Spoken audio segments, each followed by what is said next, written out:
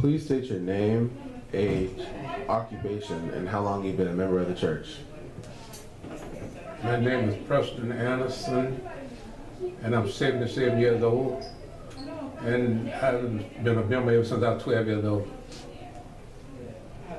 Now, how did you become a member of Pilgrim Journey Baptist Church?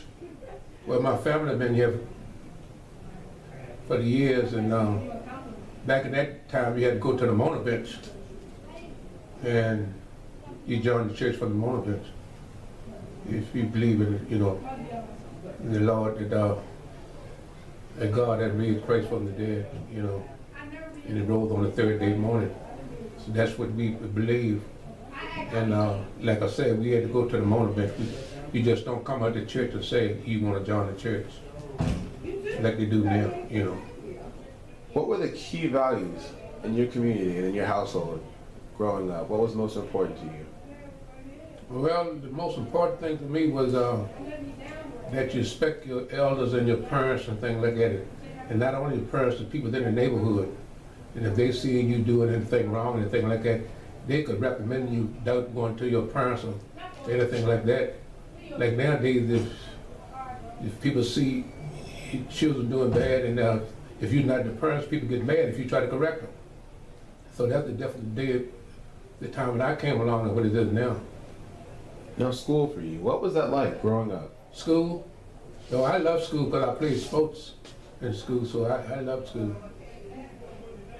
Yeah, I played basketball and baseball in school.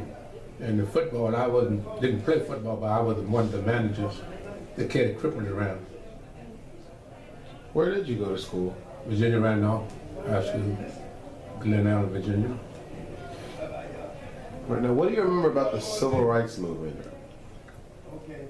Well, the Civil Rights Movement, I remember because I went in the Navy in 1955, and I know when we go out the States, the black and the whites, or the Latinos or whatever, we all could go to the same place, but once you're in the States, you were segregated, you couldn't go to where the whites go or whatever, like that. So I remember that. And sometimes we come off base, coming home, and we catch a ride maybe to a bus station or somewhere like that, or we stop to eat. We get out of the car, white guy go around one side, I got to go around the other because I'm black. And that kind of, was kind of rough, but there's nothing we could do about it, But I didn't have any problem with anybody on board ship or anything as far as race was concerned.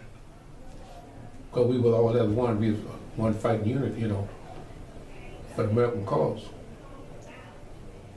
Now, you've been in Pilgrim Journey for a while. What was it like in the past, and how has it changed? Well, Pilgrim Journey, yeah, like I say, I've been here for a long time. The difference is, to me, is the church has got more outreach now than what it used to back when I was coming along. Also,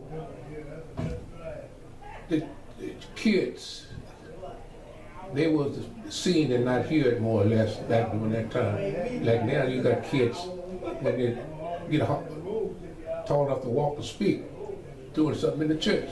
But back in that time, they wouldn't let you do nothing in the church. You was mostly silent and be quiet. Now, seeing as you've been here for so long, you've seen so many changes. In your opinion, what was the most important change that you've seen happen to the church? Well, that's a kind of hard question because quite a few things have changed since I've been in the church. But it's hard to pinpoint any one thing in particular. But most of the things that changed in the church, you go with progress. And I agree with most of the things that the churches are doing now, especially in the outreach for the people out in the communities and people who don't know God. Well, you said earlier, like you said, there were a lot of youth running around in the church doing a lot of things. How do you feel about that? Do you think it brings a new sort of essence to the life of the church?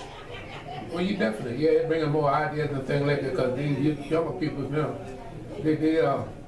But we came along, look like they were ahead of us, you know, for us grasping to things, you know, catching on to stuff, and they're smart. And we were. Because one thing, we didn't have the equipment to learn back there during that time that we came along than what the kids got now. Now, if you could share any wisdom or advice to the church, the community, and the youth, what would it be? Well, I'll say, whatever you try to do, first try God first and let Him lead you to whatever endeavor you after, you know, and always watch and pray. I had an old deacon one time told me, he said one thing, you should always do is watch and pray and put a lot of emphasis on watch. Now, where do you want to see the church go in the future? And in your opinion, how do you think we can get there? Well, I think the church is headed in the right direction for us in the future, and we need to get more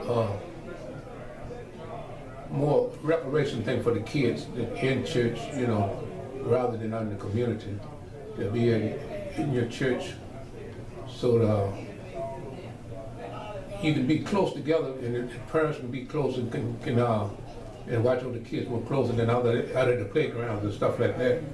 That's one thing I think, and just the growth of the church and more ministries and stuff, and then for the peoples. So I think that's what most of the main thing needs to be done now.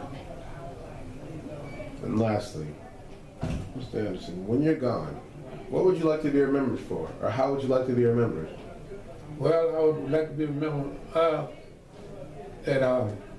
that my living wasn't in vain, and when I try to help somebody along the way while I was on this travel, and that I get more out of that than more than anything else. That I try to do something to uplift somebody every day, one way or the other, whether it's going to a sick room and pray for them, or somebody might need a helping hand, or somebody just might need a word of wisdom.